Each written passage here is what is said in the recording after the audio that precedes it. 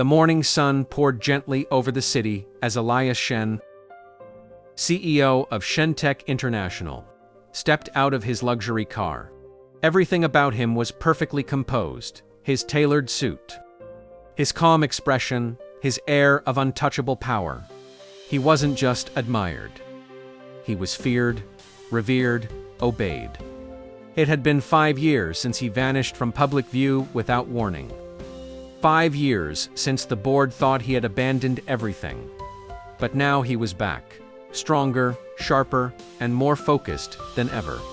Today, he was scheduled to speak at a tech conference, being hosted at a private international school. He wasn't used to schoolyards or children. They weren't part of his world.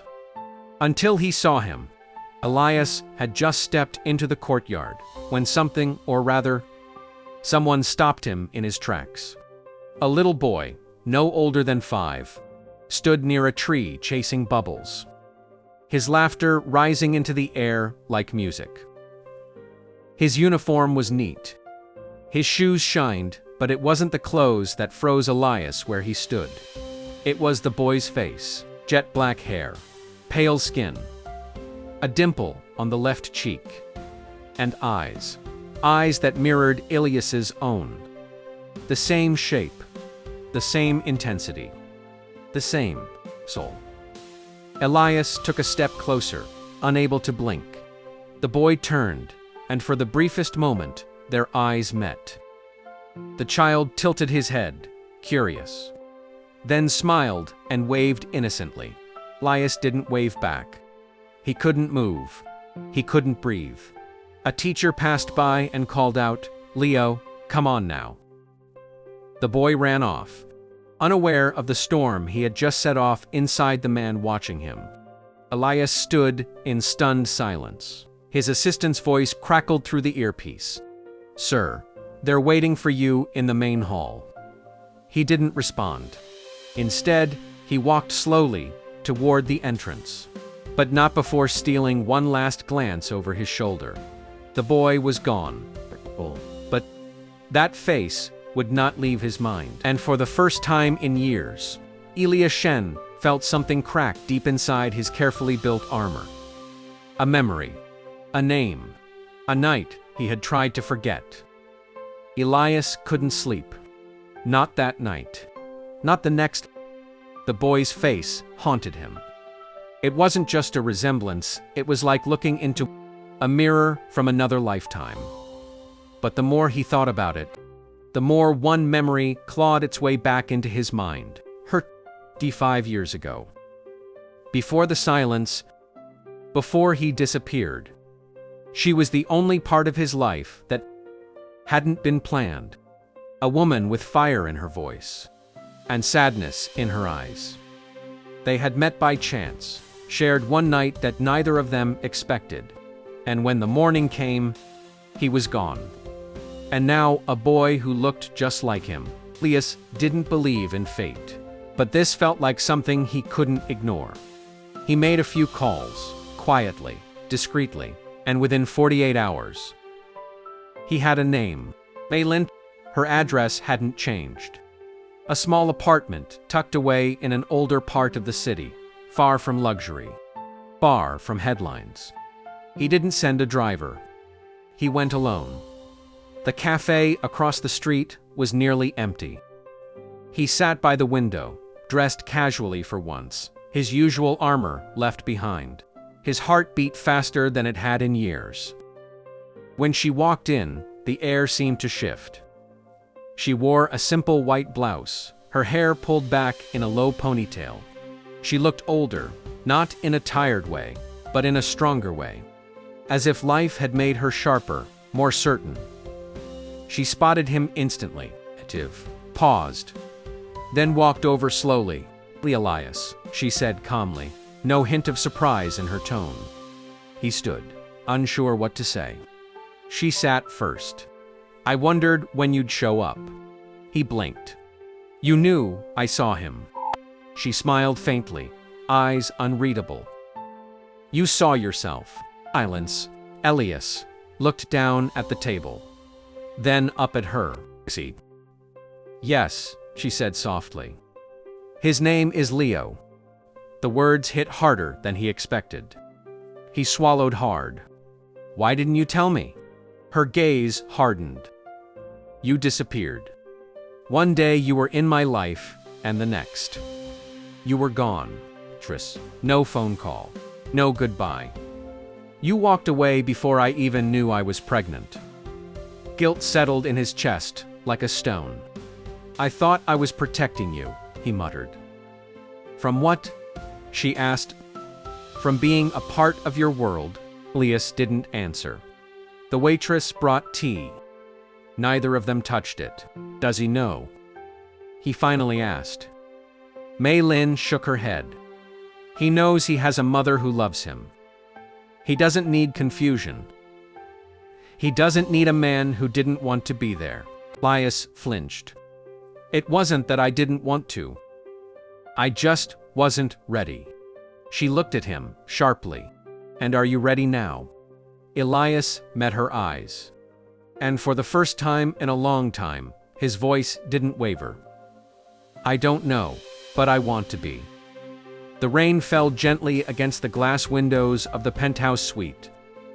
5 years ago, it had been a business gala, one of those grand events, filled with shallow smiles and even shallower conversations. Elias had slipped away from the ballroom and found himself on the rooftop, craving silence. Ji had been there too. Mei Lin, a marketing consultant for a charity partner. Her heels were off, her hair was windblown, and she stood barefoot under the stars, like the world didn't own her. Escaping the noise, she had asked, glancing at him with a smirk. Always, he had replied. They talked for hours, about life, dreams, loneliness, and the parts of themselves they never shared with anyone else. She didn't care that he was a CEO. She didn't flinch at his last name. She spoke to him like he was just Elias. And for the first time in his life, that was enough. When they returned to the suite that night, it wasn't planned. It wasn't rushed. It was two souls searching for something warm.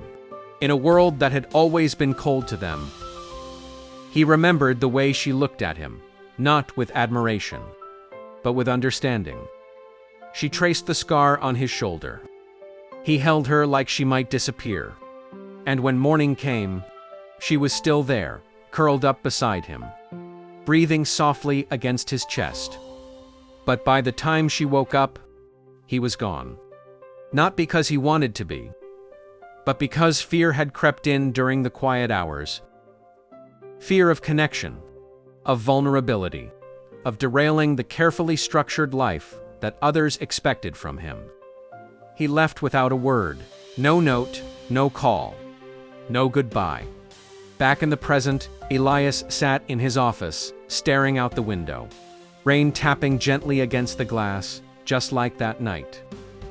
The memory hit harder now, because he understood what he had done. He hadn't just left a woman. He had abandoned a future. And now, that future had a name. Leo, a boy who had inherited his eyes, his smile, his stubborn chin, and his absence. Elias clenched his fists, his jaw tightening. He had run from that night for too long. But now, he had a second chance. Not to erase the past, but to be something better in the present. For Mei Lin, for Leo. For the man he should have been all along. The apartment was small, tucked between quiet streets and aging buildings. It wasn't the kind of place Mei Lin ever imagined raising a child. But it was safe, quiet, honest. Everything her old life with Elias had never been. She had found out she was pregnant 3 weeks after he disappeared. At first, she thought about calling him, telling him the truth, giving him a chance. But every time she picked up the phone, she remembered waking up alone in that hotel bed. The empty pillow, the silence, the note that never came. So she made a choice, to raise the child on her own. The first year was the hardest. Nights blurred together with soft cries, cold bottles, and long hours working freelance jobs just to keep the lights on. She remembered watching Leo sleep on her chest, wondering how someone so small could make her feel. So whole and so broken at the same time. Friends offered help. Her parents disapproved. Some said she was foolish for keeping the baby. Others called her brave.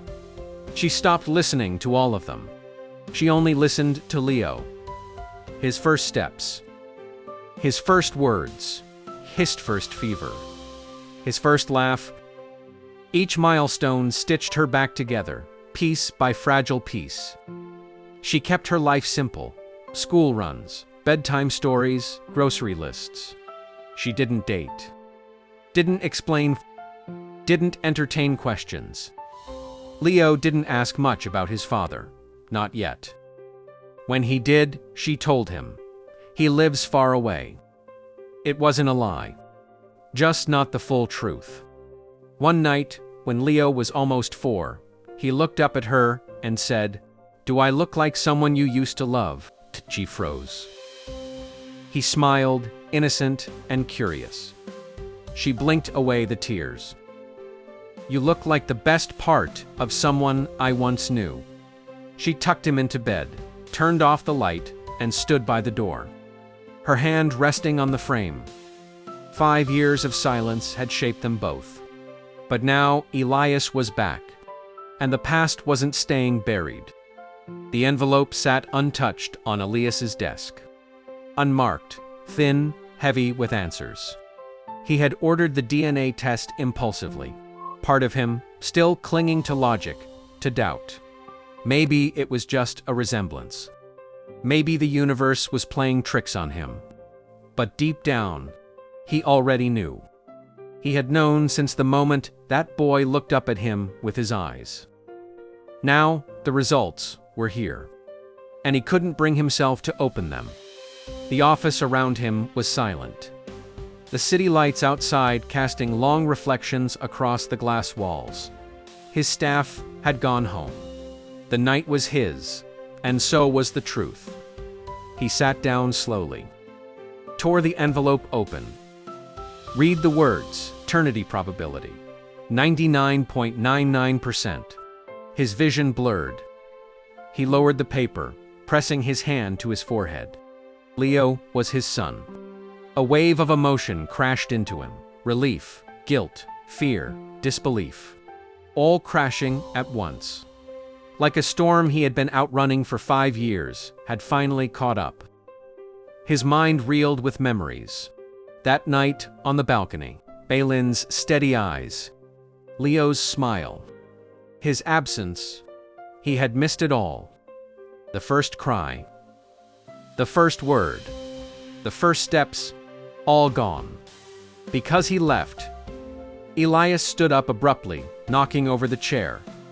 He paced the room, heart pounding. He had closed billion-dollar deals, built an empire, led boardrooms of sharks.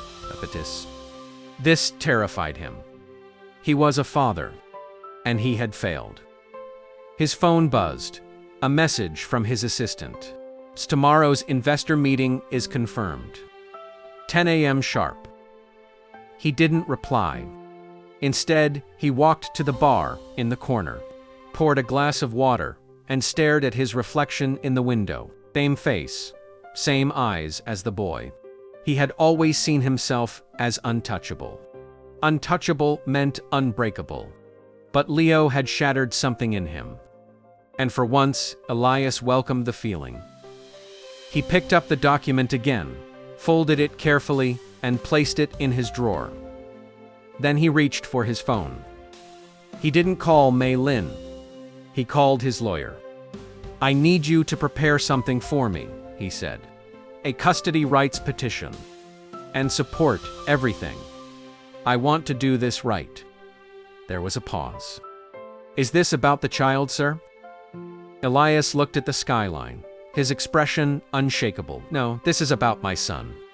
The park was quiet, touched by the golden glow of late afternoon. Children ran across the open grass, laughter echoing under the trees.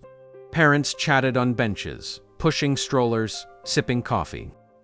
But Ilias stood still, out of place in his dark tailored suit, like a shadow cast into sunlight. Across the field, he saw them. Mei Lin sat on a bench beneath a cherry tree, watching Leo play near the sandbox.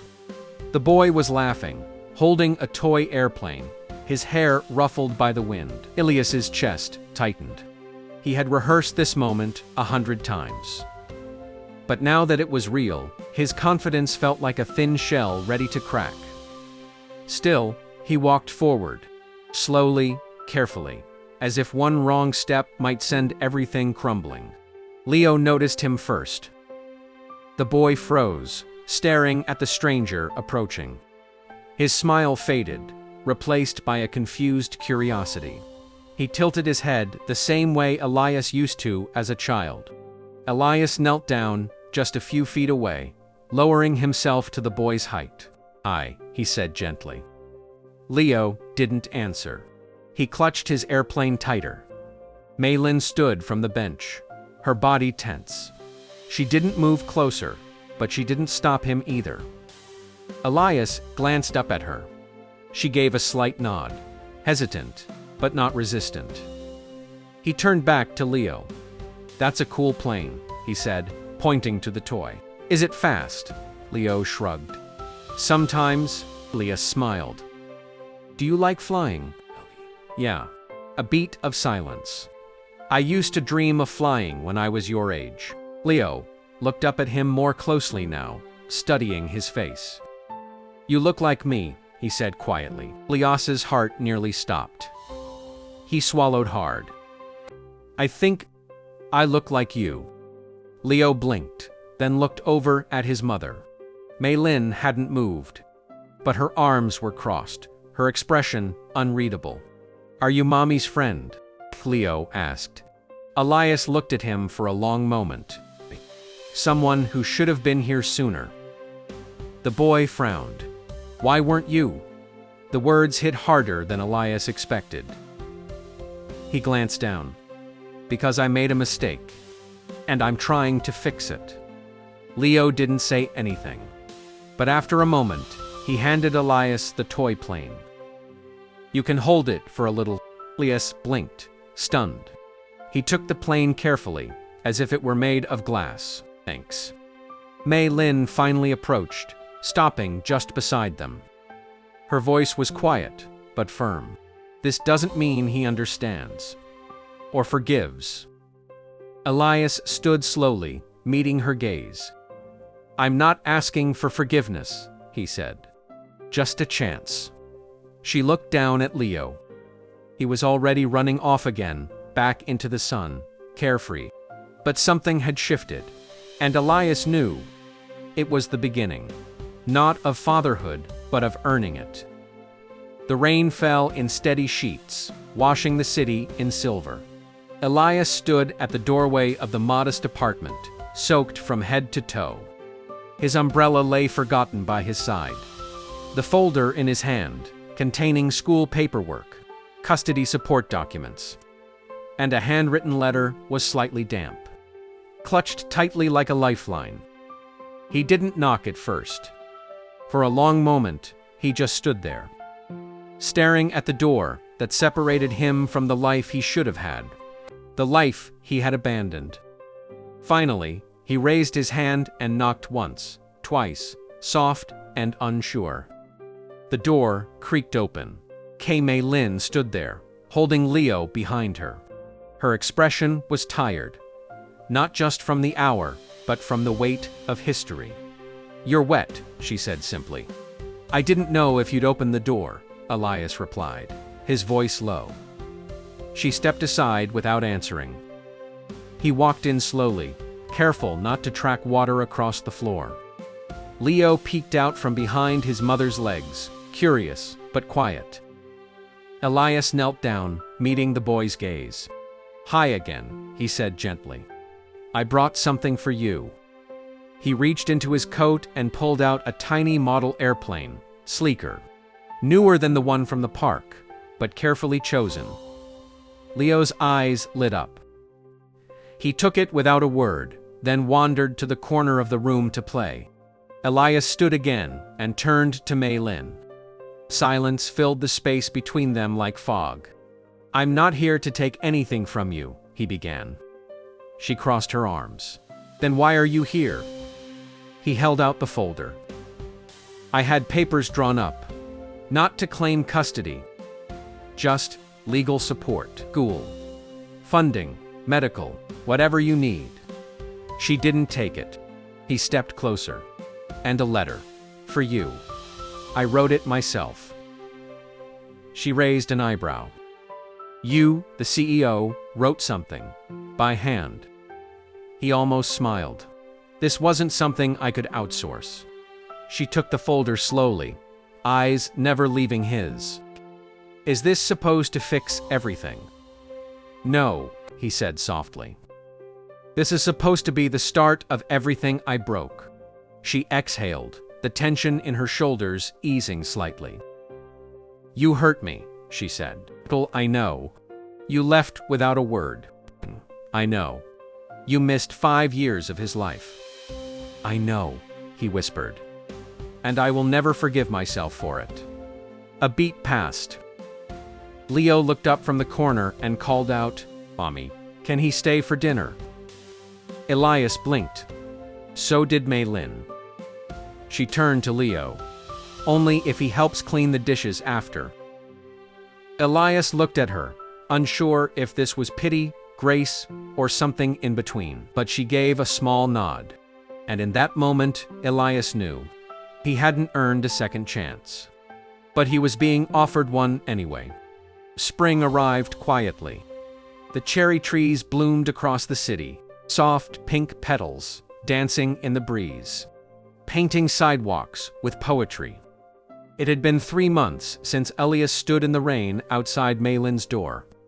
Now, he stood under a tree in the quiet garden of a local school, wearing a plain shirt and rolled-up sleeves. No security, no board meetings, no suits, just him. And beside him sat Mei Lin, her expression peaceful for the first time in years. Between them, Leo giggled as he showed off his latest drawing, a picture of 3 stick figures, holding hands under a big sun. "That's you, Mommy," he said, pointing to the one with the long hair. "And that's me," he added. "And him?" Mei Lin asked. Leo nodded proudly. "That's Daddy." Elias smiled, his heart full in a way he never thought possible.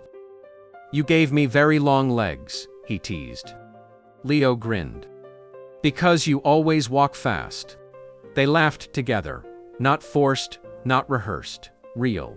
For the first time, the 3 of them sat, not as strangers, but as something whole. It hadn't been easy. Elias had shown up to school events quietly, waited in lobbies, respected boundaries. He had taken Leo to the dentist, helped with math homework, burnt pancakes on a Sunday morning. He hadn't tried to be perfect.